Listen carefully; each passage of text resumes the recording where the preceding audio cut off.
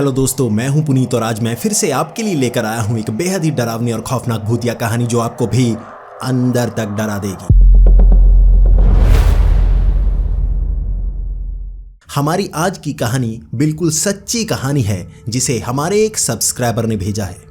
उपुल, जो कि उत्तर प्रदेश के हरदोई शहर के पास के ही एक गांव के रहने वाले हैं, उन्होंने हमें अपनी एक कहानी लिख भेजी है। ये बात साल 2020 की है। उस समय वो पास के ही एक शहर में कॉलेज में पढ़ा करते थे और वो बाइक से उस शहर में जाया करते और कॉलेज में पढ़ा करते। उन्हीं के साथ उसी गांव की एक लड़की भी जाया करती थी और वो दोनों कॉलेज में जाते और सही टाइम पर वापस घर आ जाते। कॉलेज 3-4 बजे ख़त्म हो जाता था और उसके बाद उनकी एक्स्ट्रा क्लासेस होती। वहाँ पर वो ट्यूशन पढ़ा करते और ट्यूशन से वापस आने में उन्हें 7 बजे 7:30 बजे का समय हो जाता।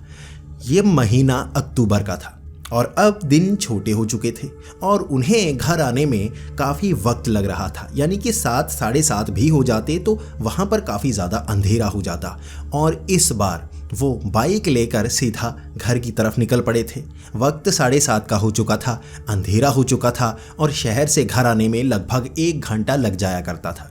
उपुल के पास एक बाइक थी और उस बाइक पर बैठकर दोनों घर की तरफ आया करते थे। आज भी वैसा ही था।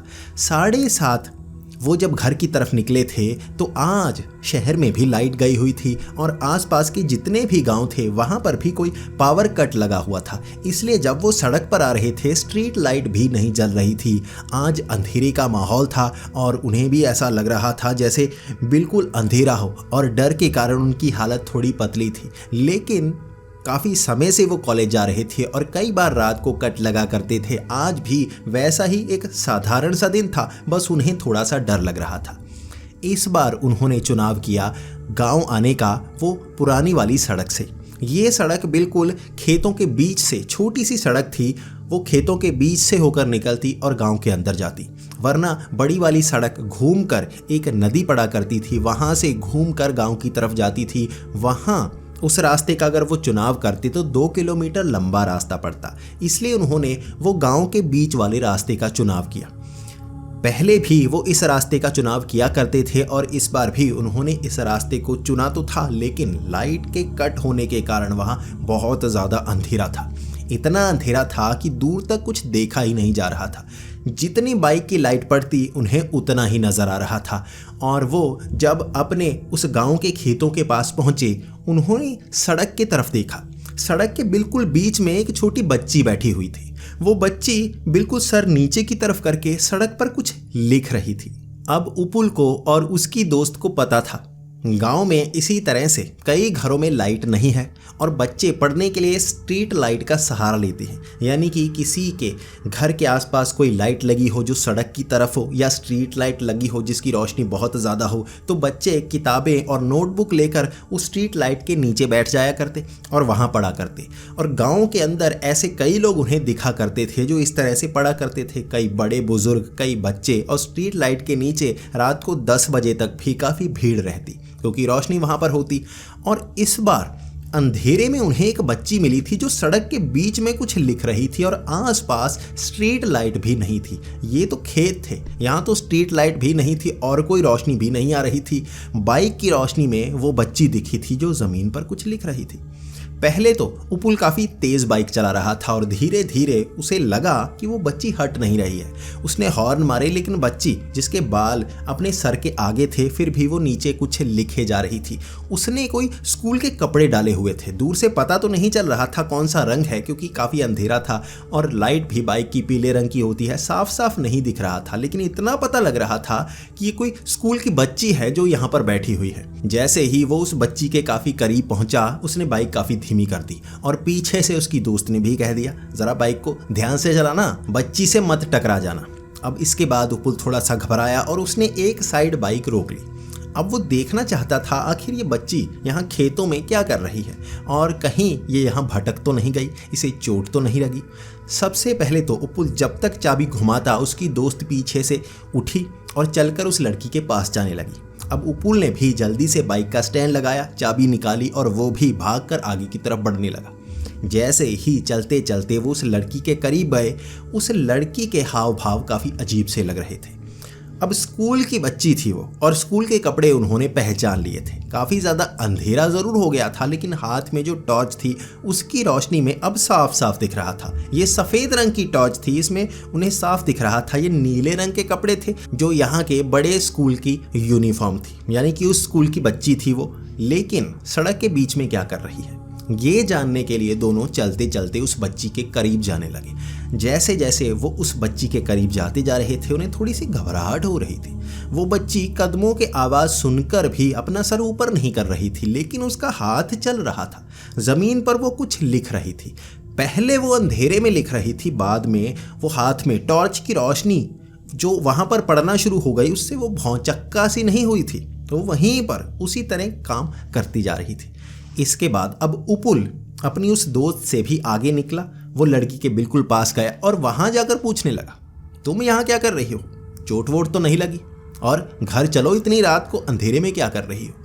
अब ये बात जब उस बच्ची ने सुनी, उसने वो लिखना छोड़ दिया। उसके हाथ में एक लकड़ी थी। एक लकड़ी से वो ज़मीन पे जो सड़क में कुछ खड्डे होते हैं मिट्टी में, वहाँ कुछ लिखने की कोशिश कर रही थी। उसने वो लकड़ी भी छोड़ दी। उसके बाद वो धीरे धीरे ऊपर की तरफ होने लगी। उसने अपने सारे बाल चेहरे के आगे किए हुए थे, लेकिन जब उसने अपना चेहरा ऊपर की तरफ किया तो उसके बाल एक तरफ सटने लगे और उसका चेहरा नजर आने लगा। उसका चेहरा देखकर उपुल के होश उड़ गए थे। उसकी दोस्त तो चिल्ला पड़ी थी। ये किसी साधारण बच्ची का चेहरा नहीं था। उसका चेहरा काफ़ी कटा हुआ था, जैसे काफ़ी चोट लगी हो। सर से खून का निशान बना हुआ था। उसके कपड़े पर भी धब्बे लग रहे थे, और ये खून के धब्बे थे क्योंकि चेहरे पर भी इतना ज़्यादा खून लगा हुआ था। सर पर ये बड़ा सा कट बना हुआ था, नाक पर कट बना हुआ था, और नाक पर इतना बड़ा कट बना हुआ था, आधा नाक कटकर थोड़ा नीचे की तरफ लटक रहा था। उसका एक्सीडेंट हुआ लग रहा था, लेकिन उसकी आंखें बिल्कुल सफ़ेद किसी भूत की तरह थी।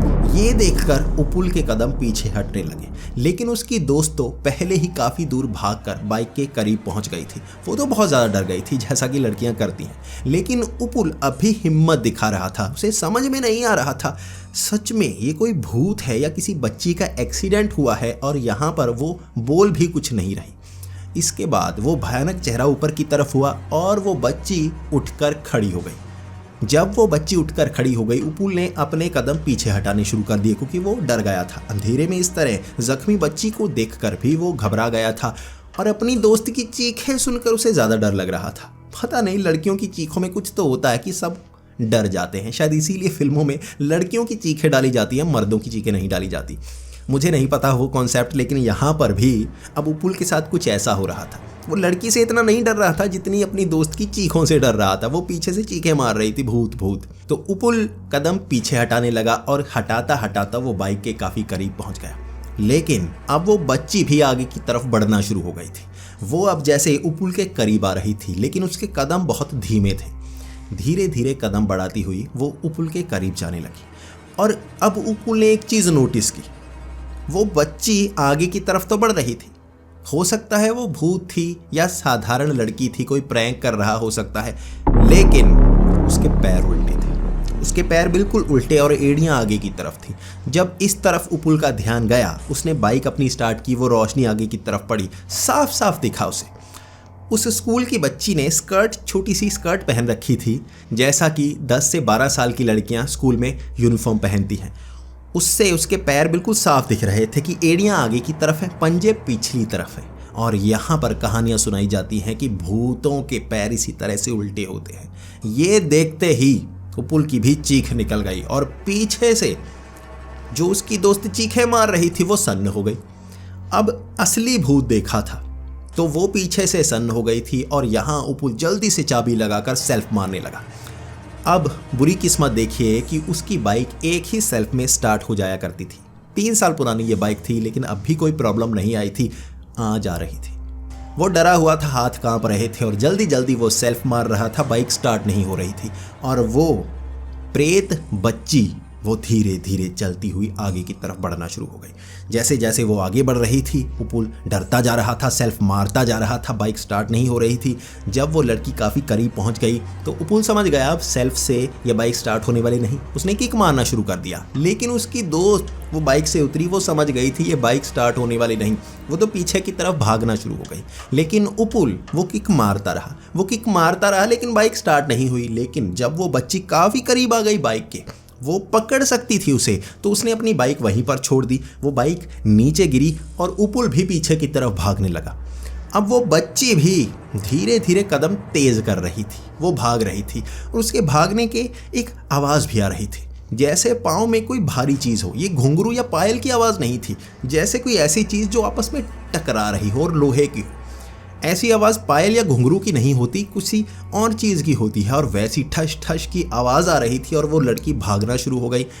उपुल भी आगे भाग रहा था और उसकी दोस्त तो बहुत आगे निकल चुकी थी। इसके बाद वो मेन रोड तक पहुँचे और उसके बाद चलते चलते भागते भागते वो 2 किलोमीटर का सफ़र करके गाँव पहुँचे। और गाँव पहुँचते ही सीधा उपुल के घर पहुँचे दोनों। वहाँ दोनों के उड़े हुए होश देखकर उपुल की माँ ने पूछ ही डाला आखिर हुआ क्या है, लेकिन वो बताने की हालत में नहीं थे। वो भले ही थोड़ा चलकर थोड़ा भागकर आए थे, लेकिन बहुत हाँफ रहे थे, सांस में सांस नहीं आ रही थी, शब्द मुंह से निकल नहीं रहे थे। वो इस तरह से डर गए थे कि उनके होंठ भी सफ़ेद हो चुके थे। जब हम बहुत ज़्यादा डर जाते हैं तो खून जैसे सूख सा जाता है। उपुल और उसकी दोस्त की होंठ भी इस तरह से सूख गए थे, जैसे खून भी बिल्कुल ठंडा पड़ गया हो, होंठ सफ़ेद हो गए थे। अब उपुल की माँ ने दोनों को बिठाया, पानी पिलाया और पूछा, और उसके बाद दोनों ने हाँफते हाँफते डरते डरते पूरी बात बताई। लेकिन तब वहाँ पर उपुल के पिता भी आ चुके थे और दोनों ने जब ये बात सुनी, दोनों सन्न थे, सामने देख रहे थे उन दोनों को, जैसे उनके पास भी कोई बात थी जो बताने लायक थी और इससे ज़्यादा डरावनी थी। अब उपुल ने सवाल किया कि आप ऐसे क्यों देख रहे हैं? तो उपुल की माँ ने बताया, आज ही दोपहर को स्कूल में जाने वाली एक लड़की का, वहीं जहां तुम बता रहे हो यूनिफॉर्म में एक लड़की दिखी, उसका एक्सीडेंट हुआ। बाइक से 2 लड़के आ रहे थे, उन्होंने बाइक बड़ी तेज भगाई हुई थी और ये बच्ची खेतों में छिप छिप कर आगे आ रही थी, शायद गन्ने वन्ने तोड़ रही थी। अचानक वो सड़क पर आ गई और बाइक वाले वो लड़के बहुत तेज थे, इसलिए उनकी टक्कर उस लड़की से हुई। वो बाइक सीधा उसके सर से टकराई थी, क्योंकि उसका कद ज़्यादा बड़ा नहीं था और उसके सर पर चोट लगी, काफ़ी भारी चोट सर पर लगी। उसका नाक कट गया, उसका नाक कटा, जिससे खून निकला और उसे अस्पताल में ले जाया गया, लेकिन बचाया नहीं जा सका। जैसा उपुल और उसकी दोस्त ने बताया था, उसके कैसे कपड़े थे, कैसी चोट थी, उपुल की माँ भी बता रही थी उस लड़की के चोट भी ऐसी लगी थी। पूरे गांव में ये बात फैली हुई थी। उनके पास फ़ोन नहीं था, इसलिए उन्हें पता नहीं लग पाया और यहाँ घर आकर उन्हें पता लगा।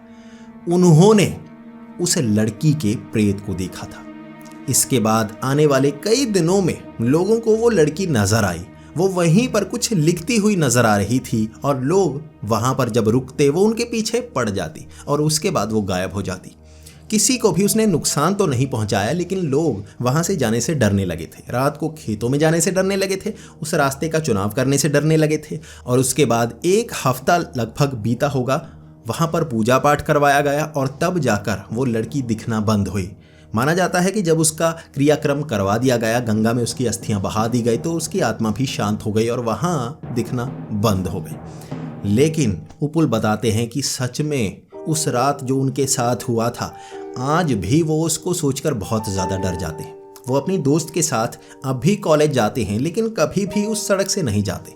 भले ही दोबारा कभी भी वो प्रेत किसी को नज़र नहीं आई, लेकिन उनकी हिम्मत नहीं होती उस सड़क का चुनाव करने के लिए। ये कहानी उपुल के जीवन की एक सच्ची कहानी है और वो आज भी इसे याद करके बहुत ज़्यादा डर जाते हैं। और मैं आशा करूँगा आपका भी इस कहानी से मनोरंजन हुआ होगा और शायद कुछ जानकारी भी मिली होगी। जितने भी हॉरर फैंस हैं उनके लिए मैं ये सच्ची कहानियाँ ला रहा हूँ जो हमारे सब्सक्राइबर्स ने भेजी हुई हैं। मैं बीच बीच में लॉन्ग हॉरर स्टोरीज़ भी लेकर आता हूँ, खास टॉपिक की मिस्टीरियस वीडियोज़ भी लेकर आता हूँ और इस तरह की सच्ची कहानियाँ भी लेकर आता हूँ। अगर आपको ऐसी कहानियाँ सुनना, ऐसे मिस्टीरियस फैक्ट्स जानना पसंद है तो हमारे इस चैनल को सब्सक्राइब कर लें, और अगर आपको ये वीडियो पसंद आए हो तो इसे लाइक और शेयर करें। अपने हॉरर फ्रेंड्स के साथ इस वीडियो को शेयर करें ताकि वो भी हमारे इस ग्रुप के मेंबर बन पाए, हमारे इस चैनल के सब्सक्राइबर बन जाए। तो दोस्तों मिलते हैं अगली वीडियो में, तब तक के लिए डरते रहें।